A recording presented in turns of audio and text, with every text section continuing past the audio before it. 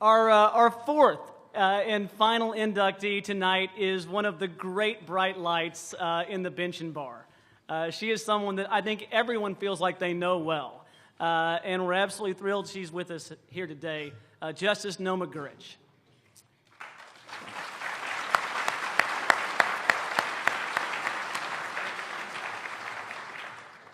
A leader and a role model. In the legal profession for more than 30 years, Justice Noma Gurich is only the third woman in history to serve on the Oklahoma Supreme Court, having been sworn in 2011. She spent 10 years as a litigator and was then appointed to the Oklahoma Workers' Compensation Court, where she served for 10 years, including 4 years as the presiding judge.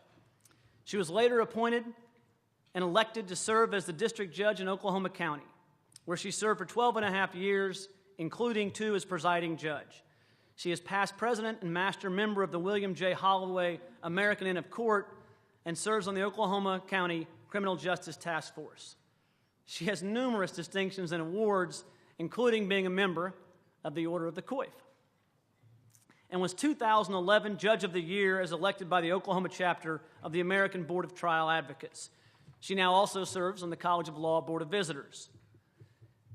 Being a consummate overachiever, she didn't have 2 or 3 people make comments. She had 4. And they are these. This is from Judge Jerry Bass. Noma was born in South Bend, Indiana, and 3 weeks later, I was born in Lafayette, Indiana, just 100 miles away. Years later, we were both elected as district judges in Oklahoma County. Go figure.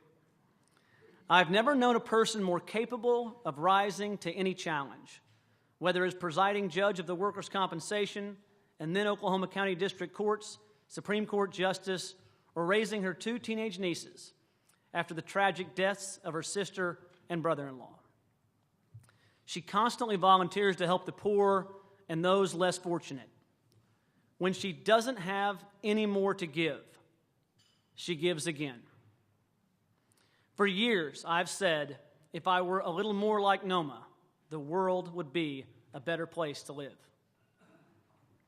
Justice Yvonne Cogger.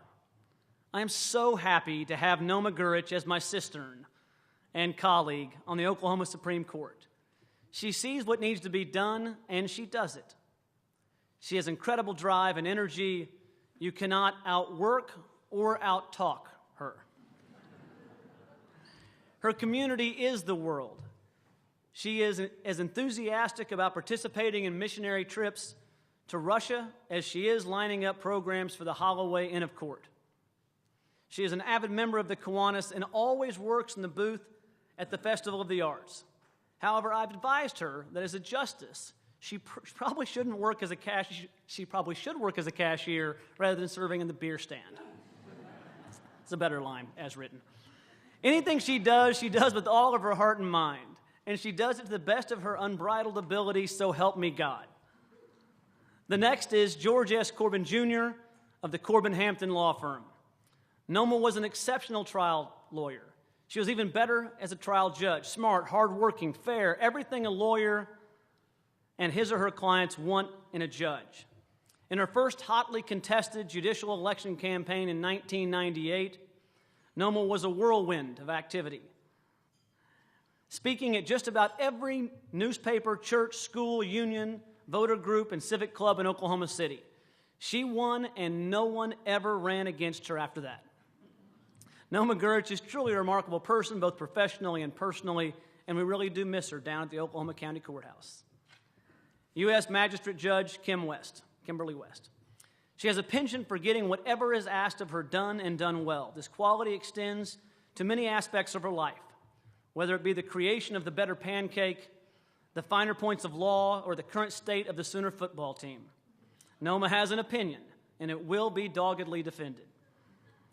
In doing so, however, she is not an ideologue. Her opinions are frustratingly well-reasoned and demonstrate her brilliance under fire. True to form, how many jurists could be appointed by both Republican and Democratic governors on multiple occasions in today's politically charged environment? Proof once again of Noma's undeniable qualifications and charismatic personality. So lest these remarks So lest these remarks fall into a love fest for Noma, I feel compelled to point out a few of her more, interesting qualities. As is readily apparent to all, Noma is an imposing figure, and she embraces her stature with enthusiasm. While others might, in her place, take efforts to minimize their height, Noma has been known to, shall we say, accentuate that aspect of her personality by wearing bright red, high-heeled pumps, thereby increasing her already towering figure.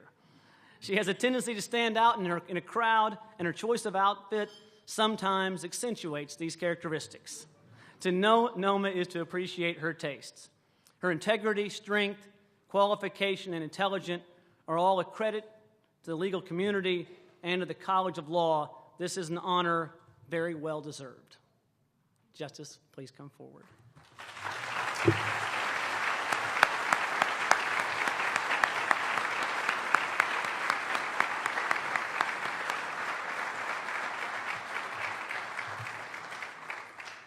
We are so proud of you, and she shares the same characteristic.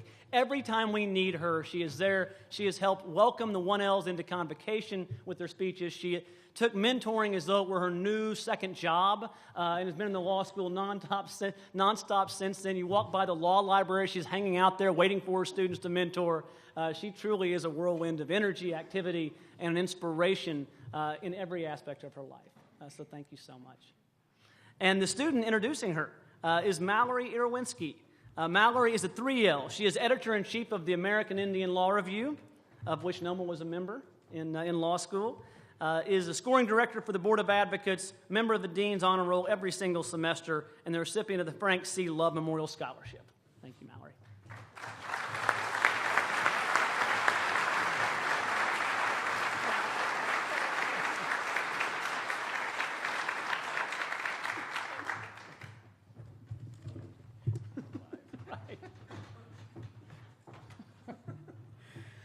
Well, this has been quite an evening, and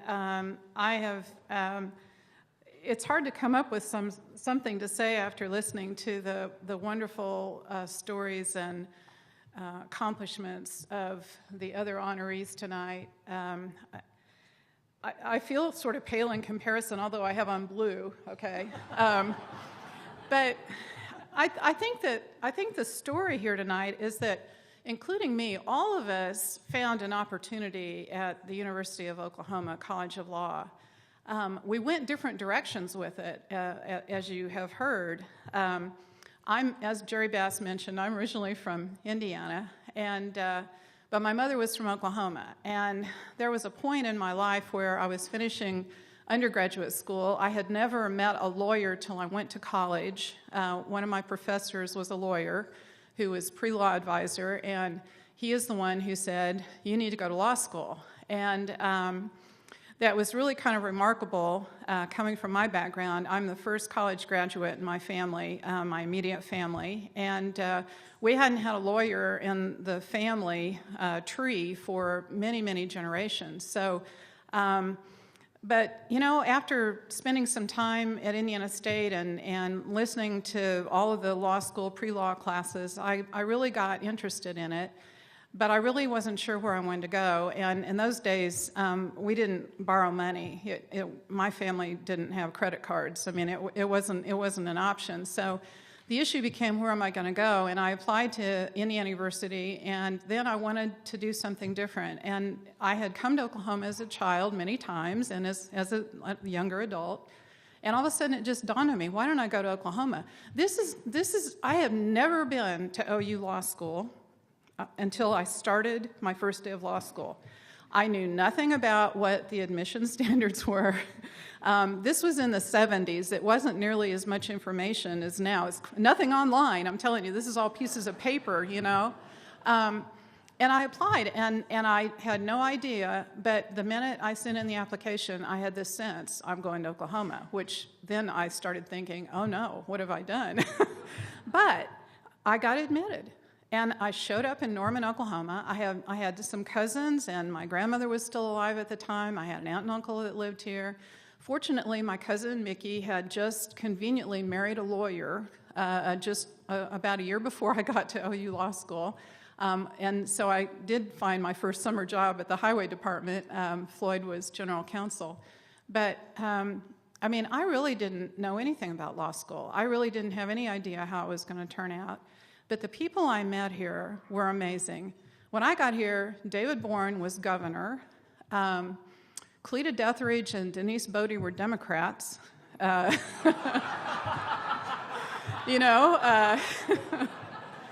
There was a student court at OU at the time called the Superior Court, and I worked my way in law school also, but I started at work-study, working on campus because I didn't even have a car, and I worked for student government and made photocopies for mostly Iranian students that were trying to take down the Shah, and the student body president was John Bodie, of all people.